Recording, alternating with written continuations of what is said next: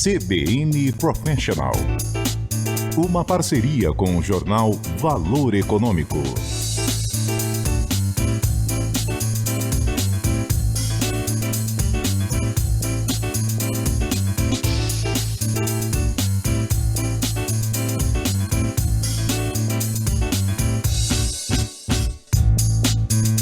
Olá, seja muito bem-vindo ao CBN Professional. Eu sou o Thiago Barbosa, da CBN. E eu sou Estela Campos, editora de carreira do jornal Valor.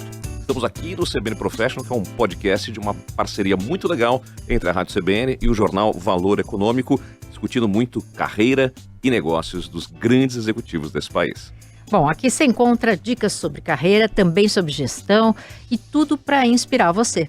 Eu lembro que você pode ouvir esse podcast em todos os aplicativos de podcast que você conhece, como Spotify, Deezer, Castbox, e também pode assistir a esse podcast tanto nos canais da CBN e do Valor Econômico no YouTube, como também pode assistir agora, a partir dessa temporada, também em vídeo no Spotify.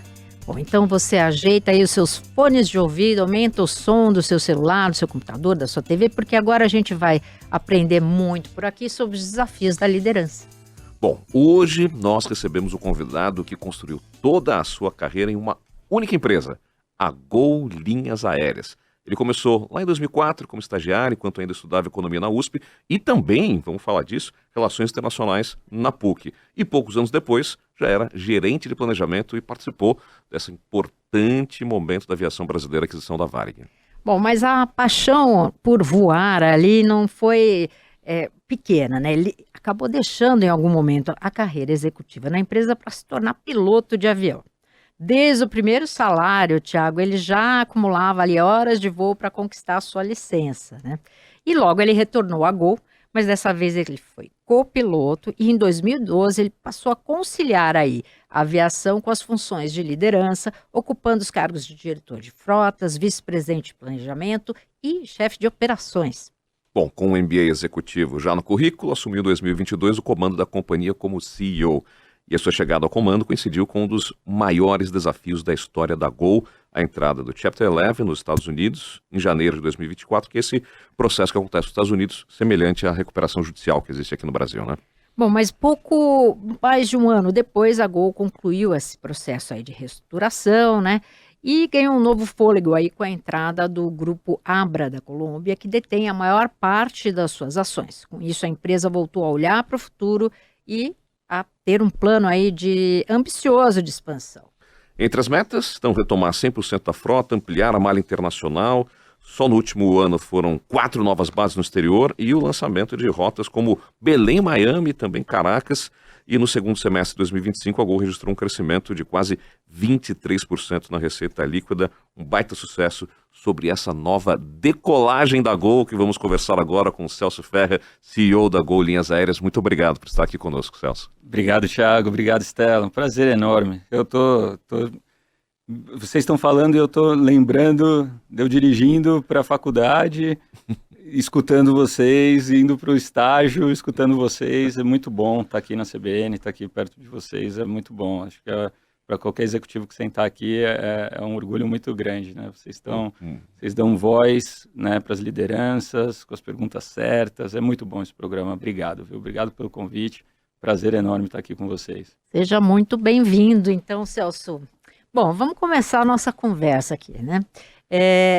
Você tinha apenas alguns meses na Gol, né, no comando ali, quando teve toda essa questão do Chapter 11 e tal. Como é que foi passar por esse período e agora poder olhar para um novo momento aí da empresa? Conta pra gente como é que foi essa questão na tua liderança. Olha, Estela, eu vou te dizer que eu participei desse processo de transição, né, da vice-presidência de operações, que é uma cadeira super relevante dentro da empresa, né? Uma empresa como a Gol, para você ter uma ideia, 14 mil colaboradores, uns 12 mil respondem para o vice-presidente de operações, que era o cargo que eu ocupava até então. Mas a gente começou a discutir com o Kakinoff, né, que era o CEO da empresa, essa transição com muito pouca visibilidade do que seria a aviação pós, né? Então foi ali em começo de 22, Você imagina que a gente Saindo da pandemia. Saindo da pandemia, mas ainda sem certeza das ondas, né? Que a gente teve aquela segunda onda lá que foi super forte também, que eu falo que a primeira a gente esperou, a segunda foi a pior, né? Quando a gente começou a trazer um pouquinho de oferta, daí veio ali da variante Delta e não sei o quê. Omicron, né? Daí a coisa piorou e a gente não tinha certeza absoluta do que ia acontecer, né? O que a gente discutia e a gente demorou muito para decidir qual o momento certo de fazer a transição, que a Knauf tinha essa preocupação, né, de fechar o ciclo dele tão bem feito, aí de 10 anos, bacana, dentro da empresa. E chegou uma hora que a gente falou, não, vamos fazer a transição, porque a gente precisa colocar alguma coisa nova no ar, e precisa movimentar essa empresa, mas era muito claro que a gente ia precisar endereçar a situação financeira da empresa, né? Para vocês terem uma ideia, pandemia, vamos colocar um período de 3 anos, mais ou menos, para a pandemia, como se a gente tivesse perdido em vendas 1 ano e meio.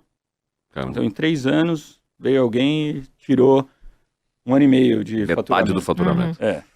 E os custos ficaram lá. Né? Então, a gente fez o máximo que pôde ali de diminuir custo, né? A empresa passou por uma negociação junto com os colaboradores que hoje eu entendo foi super bem sucedida, de a gente não manter todo mundo, a gente chamava de hashtag ninguém desembarca, mas com salários reduzidos, né? Começar pela presidência, mas até os pilotos, né? Que foram quem mais sentiu, porque ficou sem o variável da hora de voo, né? Mas os custos, a maioria dos custos ficaram lá, né? A gente sai com uma dívida ali no final da pandemia, com uma dívida igual à do pré-pandemia em dólares, que já foi um milagre praticamente, só que o dólar era 3,80 e agora o dólar era quase 6. Então, e a capacidade de gerar receita da companhia é muito atrofiada, né, naquele começo ali. Então, a gente vai ter que fazer uma reestruturação grande, então eu já assumi com esse mandato. E daí aquela discussão, vamos fazer como, né? Existe na aviação, a gente fala muito da reestruturação fora de corte ou a reestruturação em corte. A reestruturação em corte na aviação, usualmente se usa o Chapter 11 por ser uma recuperação judicial que trabalha muito com os stakeholders que têm proxy nos Estados Unidos, então funciona melhor nesse caso do que aqui no Brasil, e nossa dívida é toda lá fora, os fornecedores, a maioria tá fora e tem operações nos Estados Unidos. Então, foi de 22 até 24, eu diria que foi um período de planejamento de como a gente ia resolver a questão do balanço, enquanto dá vida de novo para a companhia, né? A gente chegou a ter... E tudo isso sem parar de voar, claro, né? Exato, a gente chegou a ter 11 aviões voando só, dos 140, né? Naquele período mais crítico, 2020, 2021, mas nesse momento a gente já estava assim, com uns 60 aviões voando, de 140. Então, precisava voltar a voar de uma maneira lucrativa e tal. E esse foi o plano, assim. Eu falei, olha, a operação tem que dar resultado. Só que esse resultado não era suficiente para pagar todas as dívidas. Então, tem que crescer a operação. Então, vamos crescer a operação. Tal. Com os desafios que tinha de investimento, tudo chegou uma hora que a gente falou, não, vamos trazer todos os stakeholders, vamos tentar fazer uma consensual. E na aviação é muito isso. Assim, você tenta fazer uma consensual, que é essa fora de corte, né, trazer todos os stakeholders para a mesa, mas é difícil. Assim, a gente acabou tomando essa decisão de não, vamos fazer em corte, fazer de uma maneira organizada e resolver a questão do balanço da companhia de uma vez. Você se refere a fazer em corte judicial? Corte judicial, esse é o jargão da indústria, né? In court and out of court, Entendi. Que é o inglês que se usa muito. A gente tinha algumas empresas, né, que já tinham passado por esse período na época, a Latam, Aeroméxico, a Avianca, a gente via que elas estavam com muito mais fôlego para enfrentar essa fase. Depois que tivesse passado por esse processo. De crescimento, de retomada do que nós, né? Então, de fato, o Chapter 11 nosso já foi vendo o que tinha acontecido com as outras empresas e o que poderia ser feito de reestruturação para deixar a empresa em condição de crescer.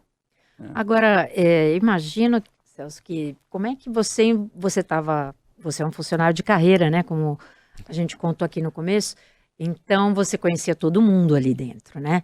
Como é que foi, você atravessou esse período mudando para uma liderança mais ampla, e como é que você envolveu as pessoas nessa recuperação? Porque imagino que é insegurança, né? É o burburinho, né? As pessoas estão ali você teve que cortar gente? Como foi essa...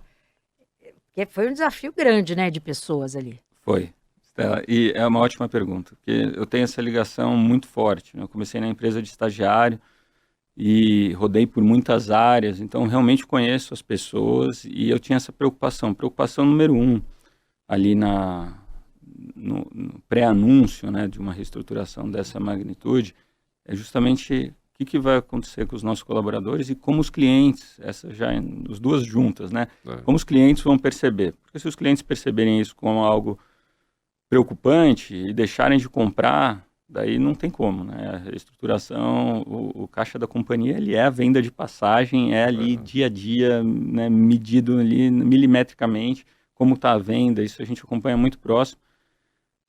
Mas eu precisava, além disso, ter um time que realmente acreditasse muito no negócio, porque aviação é contato, é pessoa. A gente pode falar de tecnologia, eu quero falar bastante com vocês de tecnologia, mas todos os casos que chegam para mim hoje de alguma interação com algum dos nossos agentes de aeroportos, ou com algum tripulante, ou uma ligação no call center. Então, se essa turma está desmotivada, não acredita na empresa, não sabe o que vai acontecer, é muito difícil, né? Então, para lidar com isso, Stella, a gente tomou a decisão, primeiro assim, de ser muito franco, né? Eu sempre tive meus canais de comunicação interna assim, na empresa, de falar do que está ruim, o que pode acontecer. E, nesse caso específico, a gente tomou uma decisão de falar, olha, a gente não vai diminuir o tamanho da empresa.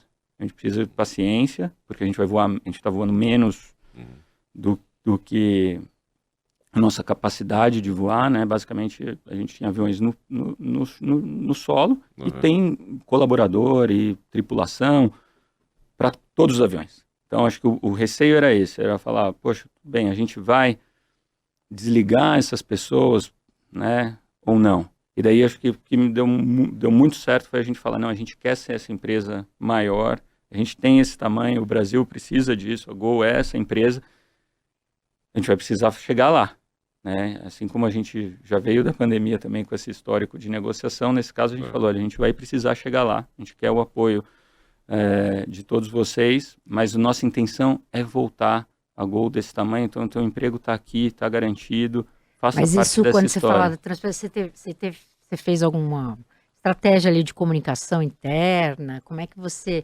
fez essa então, liga aí E daí, na parte da verdade e sinceridade, foi muito assim, gente, ninguém aguenta mais. Essa era a verdade, assim, nas minhas conversas informais, era assim, ninguém aguentava mais essa situação do vai ou não vai, que veio nesse pós-pandemia, que era assim, a empresa crescia um pouco, mas daí não conseguia investir mais, daí parava de crescer, Então, a comunicação foi assim, vamos resolver de vez? E daí isso começou a ganhar um apoio. Isso venceu o medo. Esse apoio de falar assim, nossa, ainda bem que esses caras, né? Eu sou um dos caras. Mas assim, ainda bem que esses caras vão fazer isso. Porque agora vai resolver, né? Então teve aquele frio na barriga do anúncio. Né? Eu lembro do meu vídeo do anúncio, assim, acho que a gente gravou 15 vezes, né? Pra ver, e depois ficamos com a primeira versão.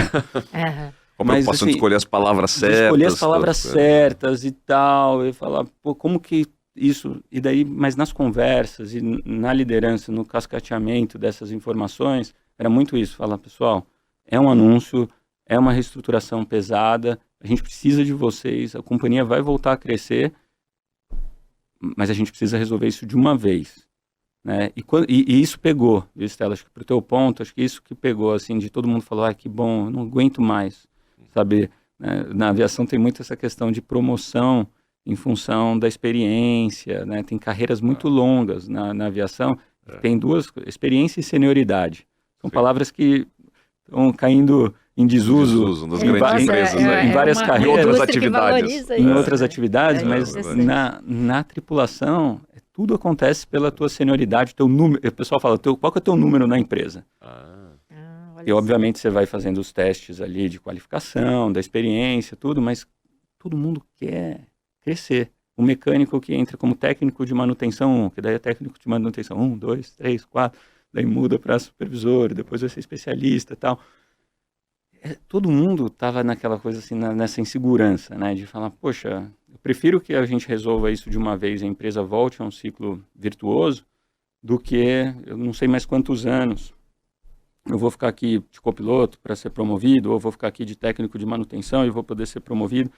Então, e a nossa intenção era essa, era falar, poxa, vamos fazer um processo para encaixar a Gol, eu falo, muito parecida da Gol que eu entrei lá no passado, né, que é um círculo virtuoso, a gente fala, né, a companhia, esse círculo não pode parar, que é receber avião novo, ter condição de voar mais horas por dia com esse avião, né, a gente tem um modelo de negócio simples, voando mais esse avião, a gente produz um custo unitário mais baixo, eu consigo ser bem competitivo nas tarifas, né? E consigo trabalhar bem essas coisas e consigo estar bem presente na demanda. A gente tinha perdido essa engrenagem, né? Travou essa engrenagem. Falou, o que faltava? Faltava o avião. Uhum. A gente parou. Não conseguia trazer novos aviões para crescer a malha. Teve uma crise na Boeing. Ao mesmo tempo, né? A Boeing teve a crise do 737 MAX e teve depois a própria o ramp-up da produção, né? O crescimento da produção muito ali atrapalhado, perderam os prazos. A gente era para receber em 2023 15 aviões, recebemos 4.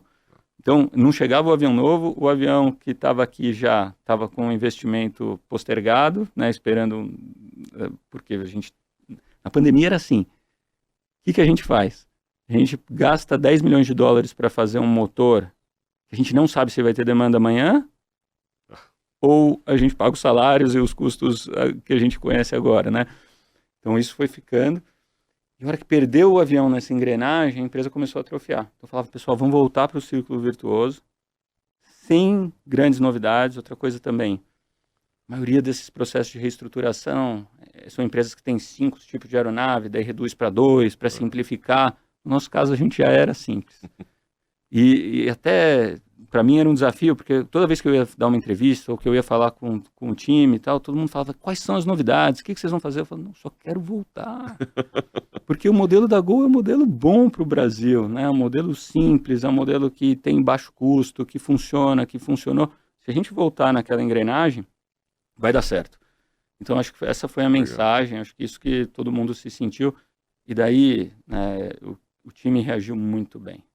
Acho que essa coisa de falar, essa é a nossa chance, a gente tem os indicadores de cliente na companhia, né, NPS é o principal, mas tem outros também bem granular por área, tudo melhorou. Passado o anúncio, a gente melhorou a pontualidade, liderando pontualidade, melhorou os índices de satisfação, atendimento, impressionante, assim, acho que é um case justamente para o seu ponto, Stella, assim, do funcionário se sentir pertencente àquele processo que ele está, né? Acho que o que a gente fez participando do processo decisório. Só vai dar certo se a gente fizer isso junto. E você, piloto, convenceu da decisão, é isso? Você, comandante, que está pousando à noite em Congonhas com chuva, faz o teu trabalho. Não precisa se preocupar com a empresa. A empresa vai estar aqui, mas eu preciso dessa confiança. Você, mecânico, que está fazendo um reparo na aeronave à noite, com chuva, num pernoite, que está trabalhando sozinho, às vezes ali, essa pessoa precisa ter, esse profissional ele precisa ter paz para trabalhar. Ele não pode ficar na dúvida se ele vai ficar ou se não vai ficar. E daí a gente desenhou essa reestruturação com um grupo menor de pessoas, né? Então, eu até vivi esse dilema, posso contar para vocês. Eu falei, vamos ficar pouca gente focada nisso, vamos trazer o máximo de normalidade para o restante da companhia, que eles precisam disso, uma empresa de segurança. No final, a gente é uma empresa de segurança, aviação é segurança. E a gente vai. A ponto de alguns colegas meus, às vezes até o conselho, depois me falar assim, avisa eles que a gente está em Chapter 11, que é sério, que a gente precisa reduzir custo e não sei o que e tal. Mas era essa um pouco da decisão, porque eu falava assim, eu quero isolar o time, né, e deixar principalmente os executivos ali focados naquilo.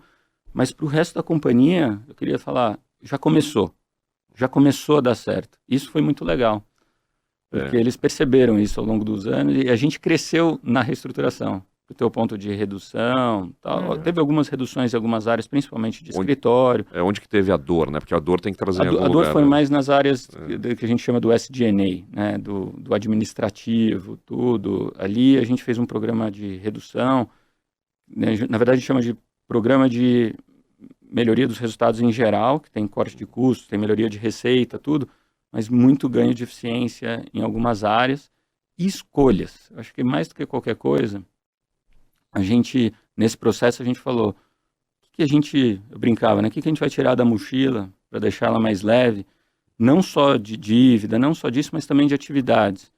Então a gente ia para cada área e falava, faz sentido, né? Então a gente tomou uma decisão difícil. Por exemplo, a gente fechou nossas lojas. A Gol era a única companhia que tinha loja de venda de passagem. E por que a Gol fez isso? A gente, na época, a gente sempre foi o DNA da companhia democratizar o transporte e tal, e a sociedade não era tão digitalizada. E a Gol começou com esse modelo de web desde o começo, primeiro a companhia sem bilhete, etc. Mas a gente fez uns testes e colocou lojas em pontos específicos da cidade de circulação, né, de pessoas às vezes com renda um pouco menor ou que não são tão letradas no digital, e deu muito certo.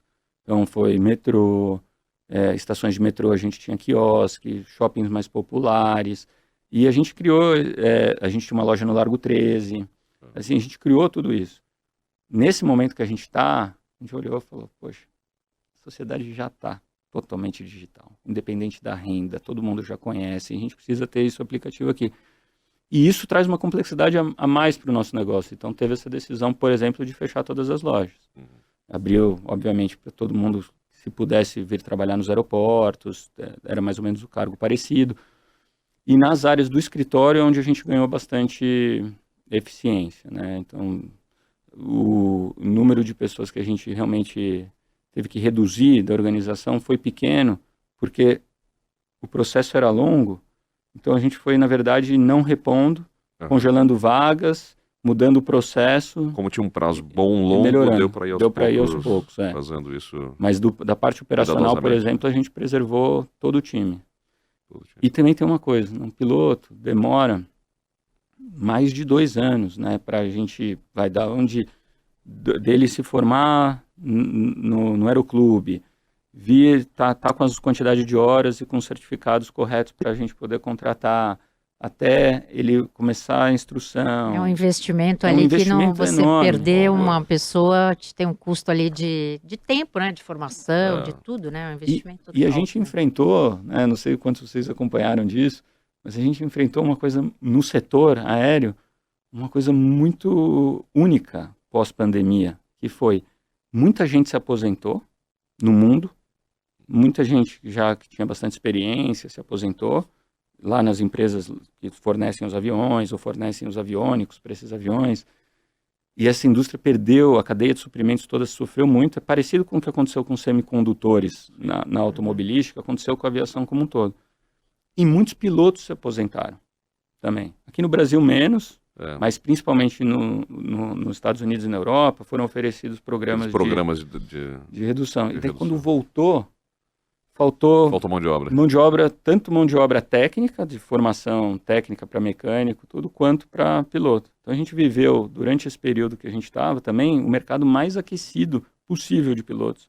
Né? E as empresas aéreas estrangeiras vindo tentar contratar daqui. A gente indo trabalhar no Oriente Médio, né? Um monte, né? De pilotos, um monte. Então a gente falava, tem que ter um ambiente bom aqui, tem que ter perspectiva. E eles se sentirem valorizados de que a empresa não vai a qualquer crise ter que demitir para depois recontratar.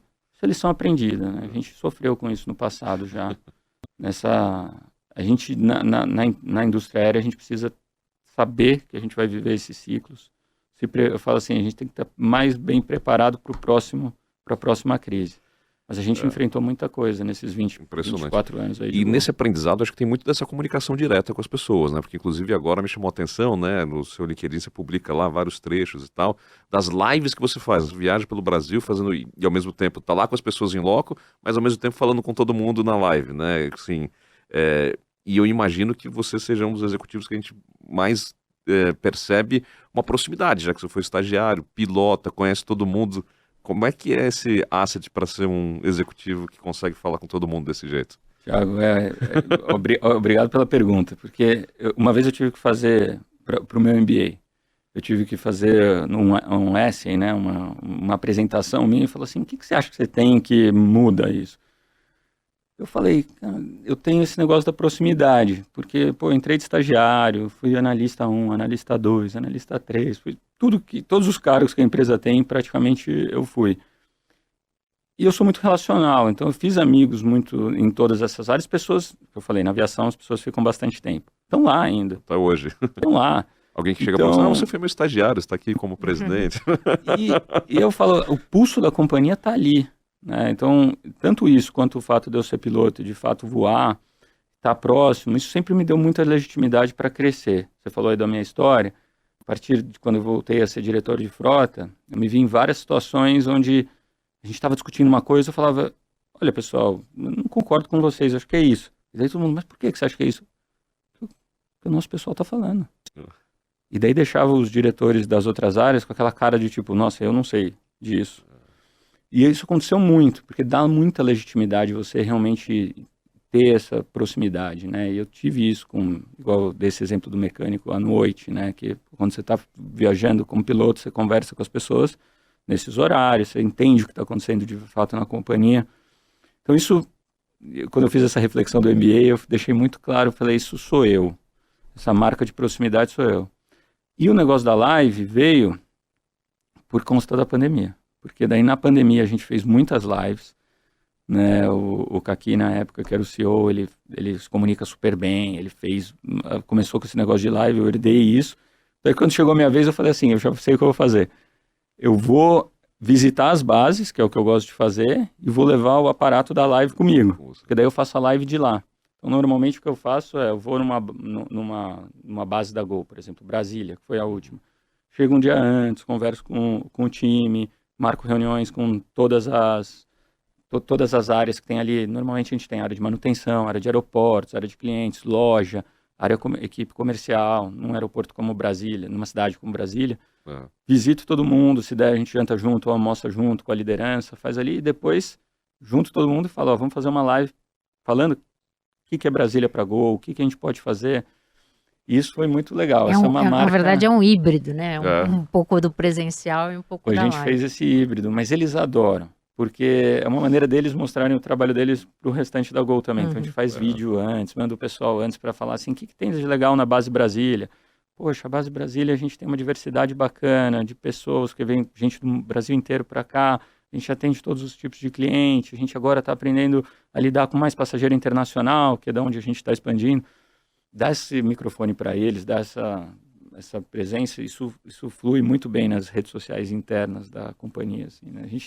Eu sinto que hoje o colaborador também quer falar mais do que no passado. A gente tem esses portais, redes sociais dentro da companhia. Temos um canal de Instagram que chama Gol Carreiras, que é feito pelos colaboradores. Né? Tem o Gol Oficial lá, que é feito pelo marketing, mas tem esse Gol Carreiras. Vocês precisam ver o quanto que as pessoas querem mostrar o que elas fazem. Querem falar. Orgulho, né, da marca ou da atividade que eles estão fazendo. De novo, algo específico da aviação, que as pessoas têm muito orgulho do setor, né, do trabalho. Super. Isso ajuda agora, muito. Você falou bastante sobre os pilotos, carreiras longas e tal. Então, a gente agora quer saber, né? Muito como é que foi essa... Você se formou ali em economia pela USP, né? Depois você fez relações internacionais pela PUC São Paulo. E o que te levou aí para a aviação e como é que foi a entrada, né, nesse mundo de pilotar de fato o avião? Conta pra gente. Edna, olha, eu morava, né, eu morava aqui quando criança, na final do aeroporto de Congonhas, aproximação final do aeroporto de Congonhas, né? E realmente lá naquele lugar ali em Moema que você falava, ou você ama ou você odeia. Eu era dos que amava, né? Tá falando no telefone, tá passando o avião, só espera um pouquinho. Passa dentro de casa praticamente o avião, né? E eu era dos que amava.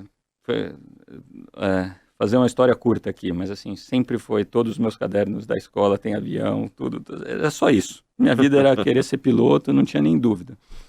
Eu tinha um primo, que tinha uns 7 anos mais velho que eu, mais ou menos, Rodrigo, e ele queria ser piloto também, mas ele é 7 anos mais velho e tal, e morava em Curitiba. Ele veio para São Paulo, morou na minha casa um tempo para fazer as horas de voo e tal, e eu adorava, achava legal, né? No carro dele, o carro dele tinha aquele adesivo do Top Gun, eu achava o máximo aquilo, eu falava, nossa, esse é o cara, não sei o que tal. Mas foi muito difícil a carreira dele, porque isso era o quê? Década de 90, final da década de 90, e realmente era impossível quase você entrar numa empresa aérea, né? Tinha aquelas propagandas na revista de aviação que falavam assim, filho de peixe, peixinho é. Que só entrava filho, quem era parente, filho indicado, né, na Varig, na Transbrasil, na VASP, era muito difícil. E já era o início da crise, né, das companhias aéreas brasileiras ali. Então, a vida do meu primo foi um exemplo para minha família de mostrar assim, falar, ele está perdendo tempo. Ele trabalhava na videolocadora, para ganhar um dinheirinho, né? Adoro. E as horas eram muito caras, é um investimento da família, Chegava né? em casa, ficava estudando, daí não conseguia fazer as horas, demorava, a formação dele e tal. Falava, nossa, e todo mundo olhava e falava, você tem certeza? Eu era bom aluno na escola, não sei o que e tal. Todo mundo falava, pô, olha só, pode ser que você fique 7 anos, 10 anos. Nunca ninguém me desencorajou, pelo contrário, né? Minha mãe, minha irmã, meu pai, todo mundo sabia que aquilo fazia sentido para mim, mas acho que foi uma decisão bem racional mesmo. Falar, cara, não dá. A gente não tem dinheiro para pagar uma escola fora, tem gente que faz formação fora, ou para pagar todas as horas de voo num tempo curtinho, você vai ficar num hiato aí. Eu falei, tá bom, eu vou me convencer de que eu posso trabalhar numa companhia aérea e não voar. E fui fazer economia muito por isso. Falei, é um bom curso, eu gosto, eu sempre fui um cara de humanas, assim, gosto bastante. Falei, eu vou gostar desse negócio de história econômica. Depois cheguei lá, era matemática pra caramba. Economia tem muito mais matemática do que a gente imagina. Né? Meu primeiro ano na USP, eu falava, eu vou sair daqui, não é possível. Não é possível. Eu ia todo dia pra lá. Estatística, cálculo 1, cálculo 2. Primeiro que eu chegava lá, era só isso, era estatística, cálculo 1 e tal. E que os professores eram do IME, né, que vinham dar aula. Então, assim, zero relação com a gente, era só dar aula e falar. E eu olhava para a classe e falava assim, tenho certeza que ninguém nasceu querendo ser economista aqui, né? E eu tinha esse sonho de ser piloto. Mas eu adorei a faculdade. Acho que hoje nunca usei tanto, né? Passado o primeiro ano do cálculo, da estatística, depois das econometrias, tudo, eu adorei, me encontrei. E relações internacionais eu fiz porque eu amo. Eu amo. Eu escolhi porque eu tive no final do meu colegial, assim, eu gostei muito de ciência política, história. Eu sempre tive notas muito boas, assim, até para entrar no vestibular, história, geografia, sempre foi muito bem. E eu lembro que eu peguei e falei, vou fazer ciências sociais. Eu adoro, tal. E daí um amigo meu falou assim, ó, relações internacionais tem mais ciência política no currículo do que as próprias ciências sociais. E tinha 12 políticas. Uau. Tinha política 12. Daí eu falei assim, não, eu vou gostar. E fui para lá muito feliz, assim. Meus amigos até hoje fortes são de lá, me identifiquei total, adoro meus professores da PUC. Sim, foi muito bacana, né? E a economia ajudava, porque naquele momento tinha aquela dúvida de, poxa, onde você vai trabalhar fazendo relações internacionais? Eram os primeiros anos do curso. Uhum. E daí também, você vai ser diplomata, vai fazer Itamaraty, vai fazer o Rio Branco, não sei o quê. É um negócio de longo prazo. E eu precisava trabalhar, a gente precisava botar dinheiro para dentro de casa. Mas logo Relações Internacionais foi bem também, né? Mas naquele momento era muito ainda um curso meio, muito teórico, né? Para quem gosta de estudar mesmo, mas não necessariamente aplicável. Então foi uma combinação boa, foi um período de fato que eu me dediquei bastante. E você fez as duas faculdades? Fiz junto. Ao mesmo tempo? E aí fui trabalhar na Sodexo, que era uma empresa francesa, ainda está aqui, né? No segmento de cartões. Fui trabalhar, precisava, assim, peguei o painel de estágio daquele mural, né? Que ficava na faculdade, aquele mural. Liguei para todos, fui fazer entrevista no Citibank, fui fazer lá no Sodexo, uma empresa francesa super bacana, o pacote, né? Assim, empresa francesa normalmente é boa, de benefícios. Tinha que ter vale alimentação, vale refeição, né? Já que era um negócio deles. Lá né? era um pregão, era um estágio super bom. Eu falei assim, eu peguei. E era na metade, ele era ali em Perdizes, então eu saía da USP, saía correndo meio-dia, entrava na Sodexo, trabalhava. E à noite ia para PUC? Ia para PUC. E tudo dava certo. Pegava o Lapa ali, que era o ônibus que subia Teodoro Sampaio. Parava ali e tal. Deu super certo. E foi uma empresa super legal. Muito bacana. Tal. Mas daí o negócio da aviação, o dia que chegou, tem um amigo meu, que eu até vou encontrar com ele semana que vem. Ele era colega meu da USP, e assim, gostava de aeromodelo e tal, e eu gostava também, ficava aquele assunto de avião, daí eu fazia umas matérias com eles, uma não. Sei que um dia eu cheguei à noite lá, eu fui fazer uma prova, não sei o que, ele falou assim, cara, comecei a trabalhar na Gol. Quê? Como assim? Comecei a trabalhar na Gol, super legal, uma área de precificação, que é microeconomia pura. Curva, preferência do consumidor, quanto que você pode maximizar, qual que é o ponto de equilíbrio e oferta, é muito legal. Tem outra vaga. Se você me dá seu currículo, eu tenho certeza que eles vão... Eu era em todas as revistas de aviação, todos os livros de aviação, tudo. Falei, mandei o currículo para ele no outro dia, não sei o que lá, me chamaram na Gol. E eu entrei na Gol. E você botou no seu currículo isso que você gostava de aviação? Agora eu fiquei curioso. Acho que não, sabia? Eu acho que não. Acho Foi que na ele que me entrevista ajudou. mesmo. Que você Talvez falou. ele tenha dito, esse cara adora... Acho que ele que me ajudou. Daí eu só sei que eu fui fazer entrevista lá com o meu primeiro chefe na Gol, chamava Marcelo Bento, e ele adorava aviação também. Eu sei que a gente ficou umas 4 horas conversando. Enfim, perguntando da pintura da Transbrasil da década de 80, por que não sei o quê. Sabe aqueles papos assim, ele falou, você pode voltar, tá tudo certo, vamos lá. Daí eu entrei, né, falei, pô, beleza. E conseguiu se encaixar de novo entre as duas faculdades. Também, só que tava no finalzinho. Tava no finalzinho já, principalmente da economia. Depois a Relações Internacionais eu fiz algumas matérias quebradas, acabei fazendo em 5 anos e meio, um pouquinho mais tempo. Mas já tava lá, entrei e tal, não sei o quê. E a Gol era pequenininha. Tinha 8 aviões no começo, quando eu entrei, né? Só que crescia. Era um predinho de 3 andares, eu ficava no 3º andar. Era gente dessa área de planejamento estratégico, eu trabalhava nessa área de tarifas e tal. Deu brinco que tinha uma máquina de café e o setor de operações. E por que eu falo dessa máquina de café? Porque piloto adora café. E quem que ia tomar café lá?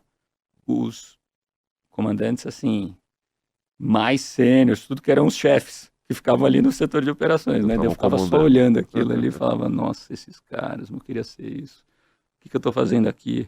E não sei o que, eles voam, nossa, maravilhoso. Tal. Daí eu ia lá no café, ficava escutando as histórias, não sei o que e tal. E era aquele cara, um dia eu vou voar. E daí eu comecei. Aí você começou a fazer horas de treinamento. Aí eu virei piloto planador primeiro, comecei a voar planador, que é um negócio que eu adoro. Isso era final de semana, sei lá, sábado, domingo? Final de semana, mas daí ficava o final de semana inteiro. Daí comecei a investir, fazer hora. Chegou... E isso me dava muito pertencimento. Em nenhum momento desses meus primeiros anos de Gol, eu nunca pensei, vou sair da empresa, para onde eu tenho que ir, como é que está meu cargo, nada. Era só assim, tem que ser bom, tem que trabalhar e vai dar certo. Não sei onde isso vai, mas tá dando certo.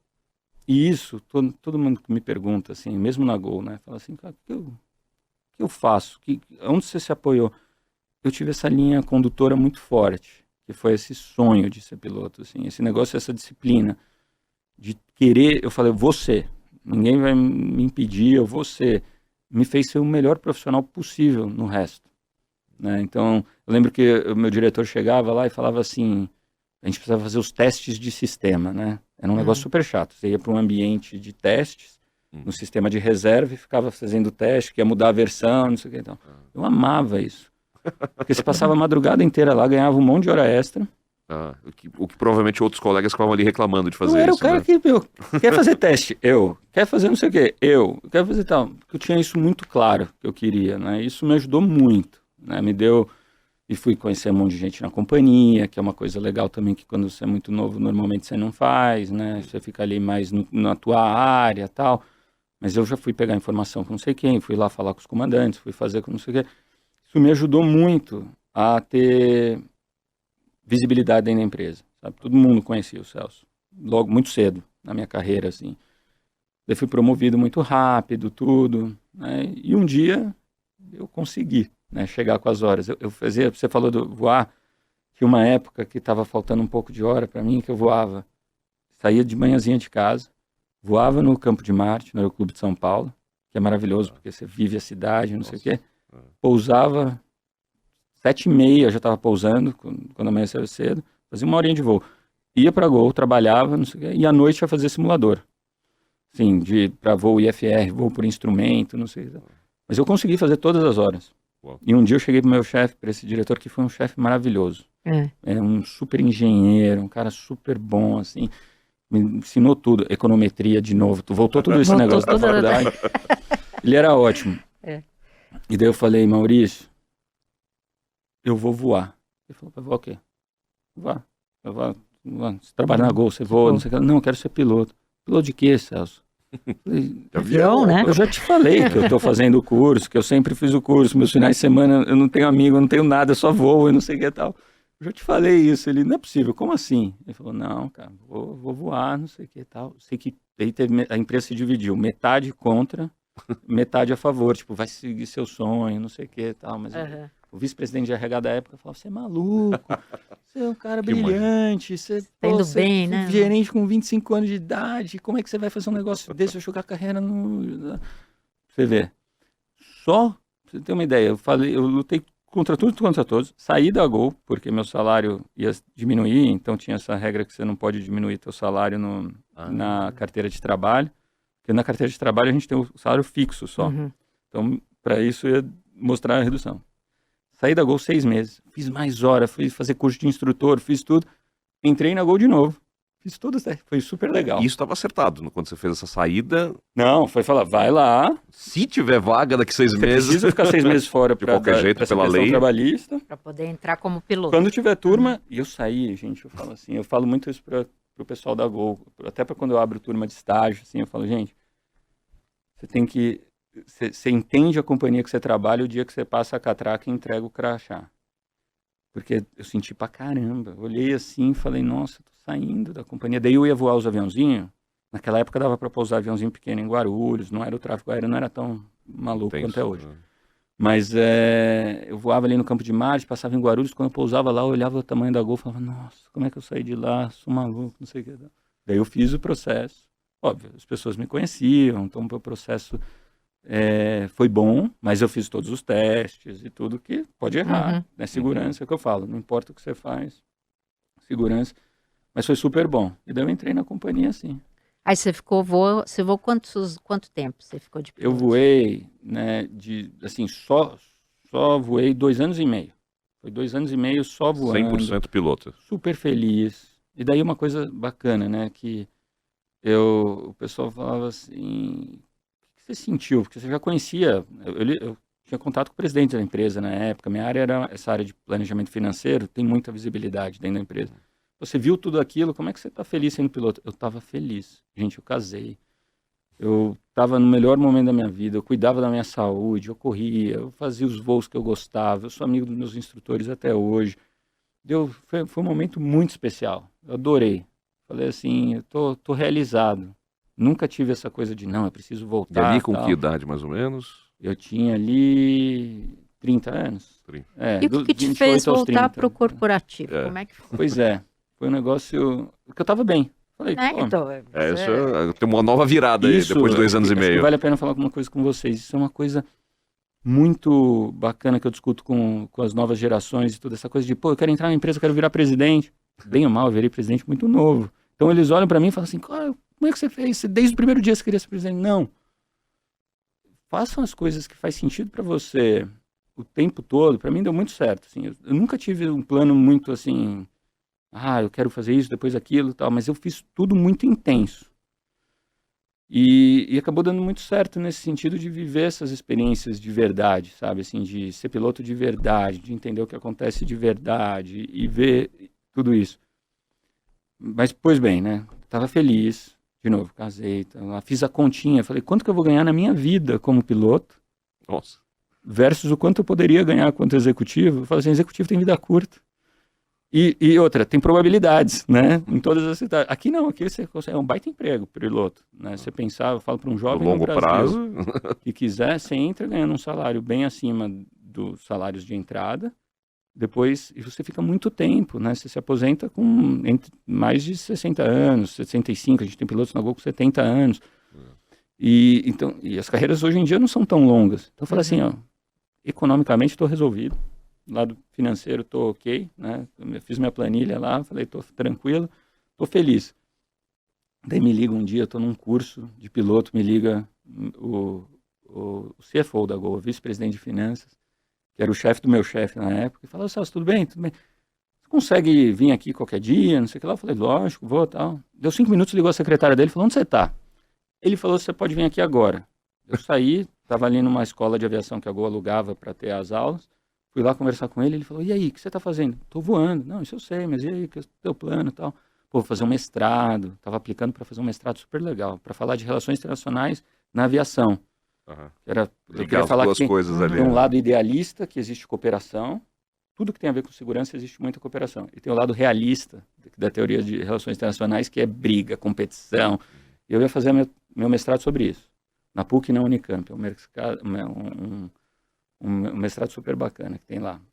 Eu falei isso para ele, ele falou: cara, não, vem fazer o MBA da vida real. A gente vai fazer uma reestruturação. Tem uma vaga que é tua cara.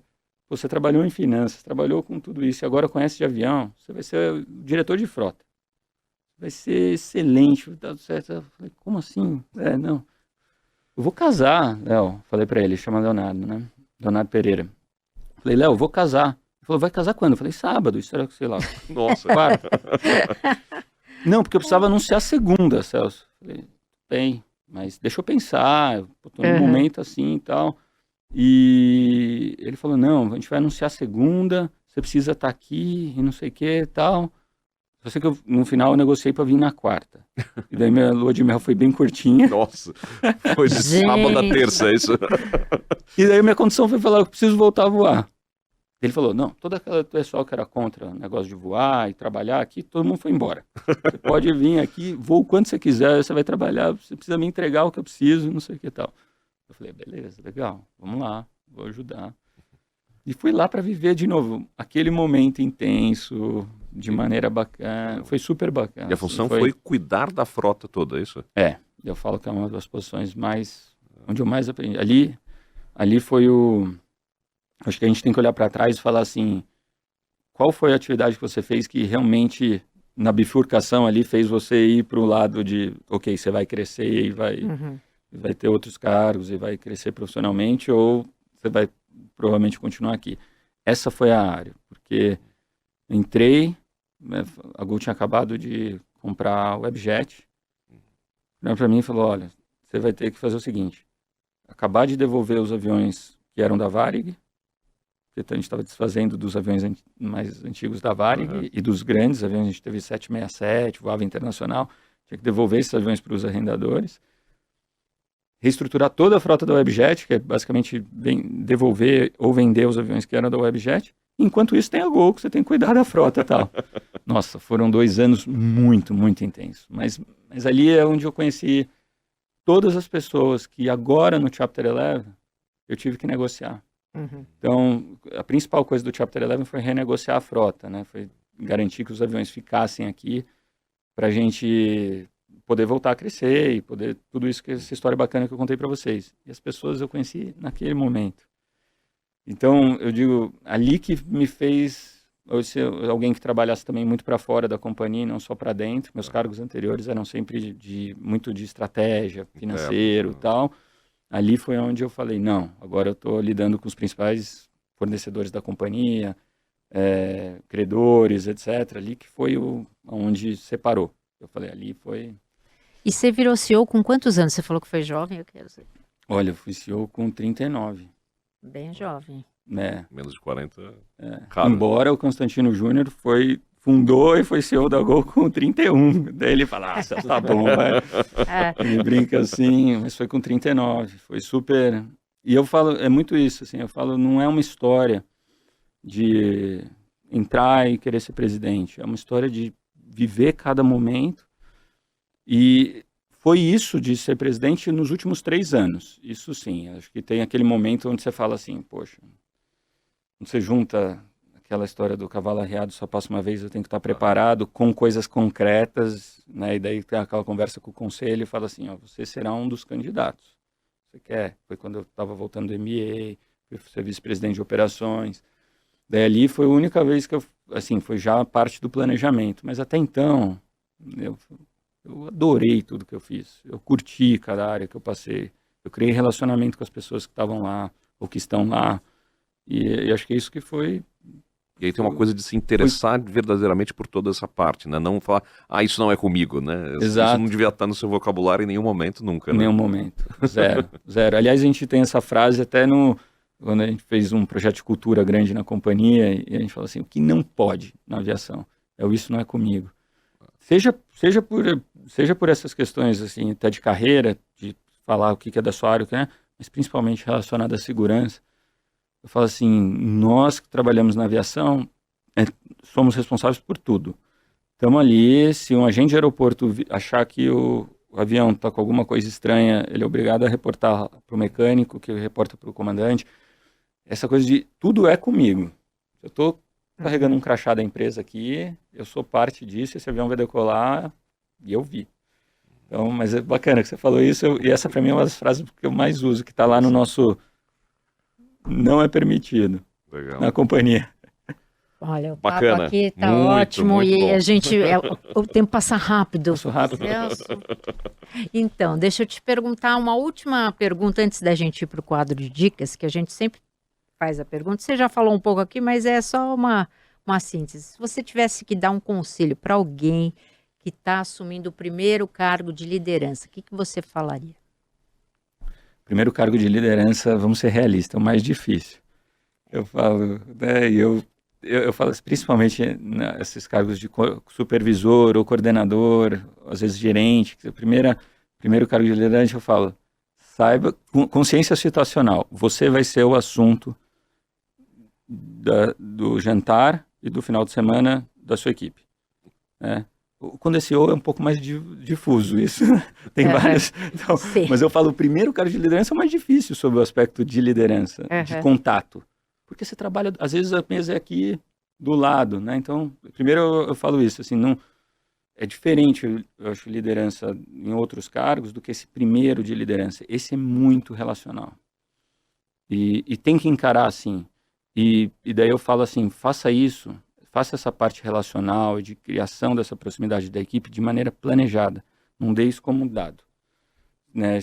De fato, crie essa relação com o time, de fato, fale sobre o desenvolvimento com eles, porque você senta do lado. E a maioria das pessoas que saem da companhia, nessa fase aí de analista 2 e tal, é por conflito com a liderança imediata e fala assim, não dá para trabalhar com essa pessoa.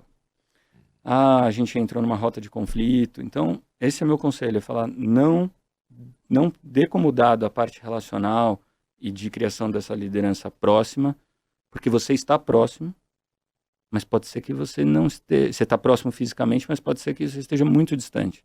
E daí você só fica passando, faz isso, faz aquilo, isso não, e ninguém mais suporta isso. Então, essa seria a minha grande dica aí para quem está começando nessa primeira liderança aí. Ótima dica. E queremos mais.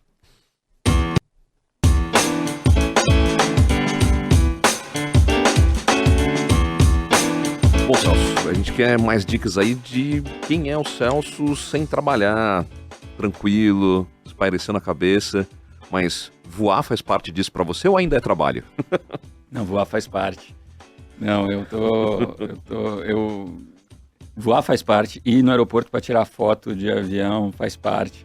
E eu tô numa fase, Thiago, que assim, eu tô vivendo as coisas que eu gostava ali quando jovem, tudo, tô vivendo de novo com meus filhos. Então eu tenho um dos filhos, né, do meio, que tem 10 anos, que é apaixonado por aviação. E o programa dele é que eu leve ele no aeroporto para tirar foto de avião e hoje tem esses aplicativos que você consegue saber que voo que tá fazendo e tal, então... Tudo. Gente, você vai lá no aeroporto ver o avião. Ver o avião, com o meu filho. E o meu filho pequeno adora rock and roll. Só quer saber de tocar guitarra, bateria e não sei o que é outra coisa que eu adoro. Então eu tô vivendo tudo que eu gosto da aviação, a música, de novo com meus filhos. Está sendo uma fase muito bacana, assim, acho que eles me trouxeram de volta. O seu bem-estar é relacionado a isso aí, né? Total. E daí a aviação voltou muito forte. Então, nosso negócio aí, vamos ver avião no aeroclube, vamos sentir o cheirinho de gasolina de aviação ou de querosene. Essa coisa, assim, já voltou muito forte. Assim, eu adoro. É óbvio que quando eu estou voando pela Gol é diferente. Mas, olha, qualquer piloto pode estar num momento difícil da carreira, entrou lá. na hora que está decolando, na hora que vai pousar, ele está vivendo a mesma sensação que ele viveu ali no aeroclube quando viveu a primeira vez. E teve um brigadeiro da aeronáutica, que era amigo meu, lá, quando eu comecei nessa coisa de piloto, ele falou, o dia que você decolar um avião do Santos Dumont, até falou do Santos Dumont porque é Rio de Janeiro e tal. O visual é espetacular. O visual espetacular, ele falou assim, e não sentir nada, se aposenta. Para de fazer aquilo, você não serve mais para aquilo. Então, para te falar assim, a aviação vai ser sempre... Também uma coisa para esparecer. Paixão, total. Eu consigo ver bem isso, assim, então... Eu consigo viver bem esse lado e separar. Outra coisa que eu acho que é legal é assim, não dá para trabalhar nesse lugar, na aviação, e ficar separando muito o que é trabalho, o que é família. É muito intenso. Não tem um final de semana que não acontece alguma coisa com algum cliente, que não chega para mim, ou que tem alguma coisa em algum aeroporto que ficou fechado. Além da parte financeira que a gente falou, a aviação em si, 100 mil pessoas por dia, acontece de tudo. Então, eu falo, se a minha família não comprar essa ideia e não viver isso, a minha esposa era da Gol, tá? Olha só. Então, depois ela saiu, mas ela já trabalhou com aviação. Conhece as pessoas quando você fala em casa. Eles adoram, porque senão ninguém ia aguentar. Não, o pai é totalmente... Mas tem alguma dica agora nisso. de livro, música, já que falou que você gosta de tocar guitarra, o que você gosta de ouvir? Eu gosto muito dessa parte de rock clássico, né? Dire Straits, eu gosto de Led Zeppelin, eu gosto de AC/DC, eu adoro isso. E tá nessa fase do meu filho, que eu falei de rock pesado, tá super bem. Mas eu tenho uma música que virou um hino lá em casa e que tem a ver com essa coisa da aviação, que é do Foo Fighters, o Learn to Fly. Que eu diria que essa é uma dica que eu deixo que tem a ver com a minha história, tem a ver com essa fase bacana que a gente está vivendo lá em casa também. Tem algum filme, alguma série que você está vendo? Olha, você falou de livro, antes eu vou falar de livro, porque eu peguei um livro esses dias para folhear, que foi um dos livros mais legais que eu li na faculdade, e por conta do momento que a gente está vivendo, eu falei, cara, deixa eu ler alguma coisa aqui.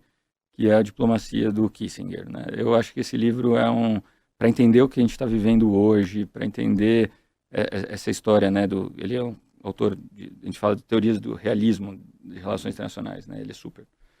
E essa nova ordem mundial que a gente está vivendo, então foi um livro que eu recentemente, assim, fui lá, né? Na prateleira desempoeirou do pó dessa faculdade, né, que só tem ali Hobsbawm, tudo.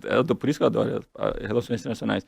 Peguei esse livro e é uma dica que eu dou, porque eu acho que vale muito a pena agora. Legal, ótimo. Mas olha, eu não sou tão de série. Tá. Eu não tenho uma série boa para te falar, assim, eu não sou...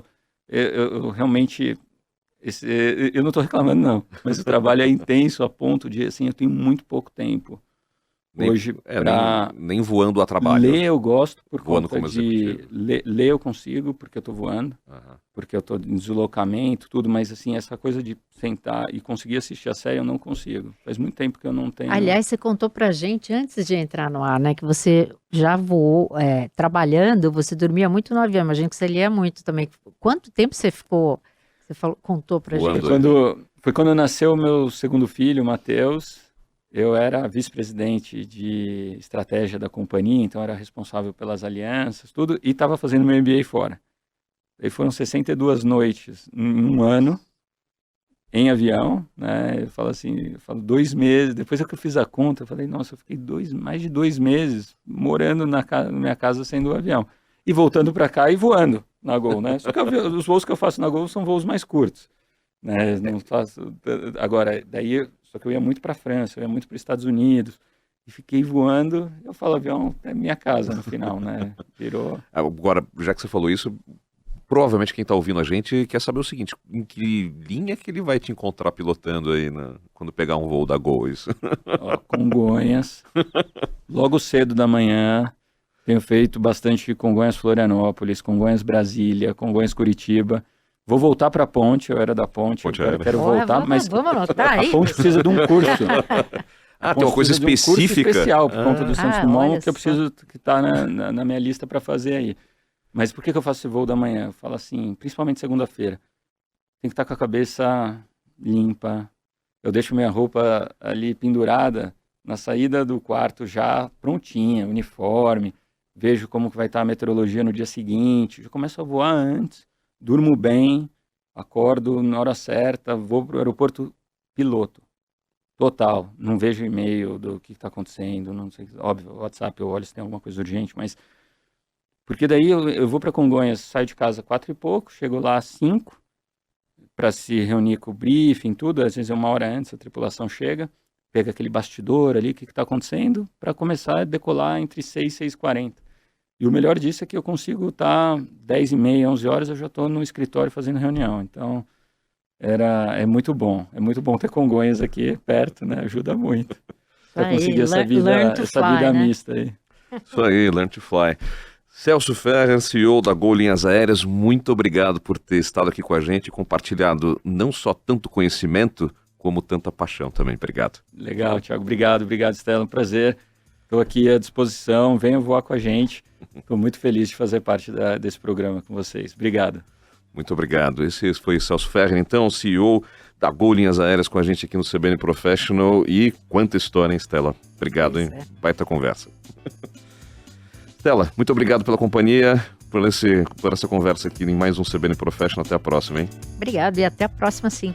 Então é isso, só para a gente encerrar aqui o CBN Professional de hoje, mais um episódio muito bacana dessa nossa 10ª temporada. Eu conto que você pode escrever para a gente, mande mensagens, dicas, ideias, críticas para CBN Professional, tudo junto, @cbn.com.br.